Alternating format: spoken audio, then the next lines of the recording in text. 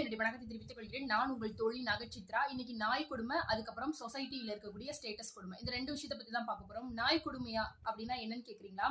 நம்மள பாதுகாத்துக்கிறதுக்காக நாம நாய் வளர்ப்போம். ஆனா அத பாத்துக்கிறதுக்காக நெறைய நேரங்கள்ல நாம அது கூட இருக்கிற மாரி இருக்கும்.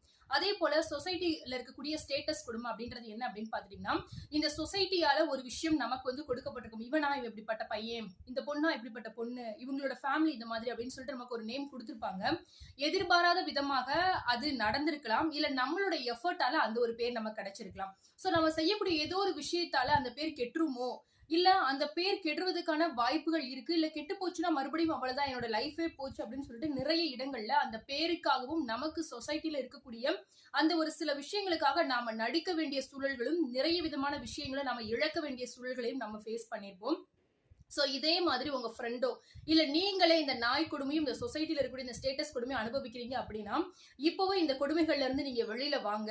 உங்களுடைய வாழ்க்கை நீங்க கொண்டாடுவதற்காக கொடுக்கப்பட்ட வாழ்க்கை. அந்த வாழ்க்கையில மத்தவங்க என்ன நினைப்பாங்களோ அப்படின்னு சொல்லிட்டு உங்களை நீங்களே கொடுமைப்படுத்திக்கிறது அப்படின்றது உங்களுக்கு நீங்களே தண்டனை கொடுத்துக்கிற மாதிரி. சோ இந்த ஒரு வீடியோ உங்களுக்கு யூஸ்ஃபுல்லா இருந்தது அப்படின்னா உங்க ஃப்ரெண்ட்ஸ் அண்ட் ஃபேமிலிஸ்க்கும் ஷேர் பண்ணுங்க. மறக்காம சேனலை சப்ஸ்கிரைப்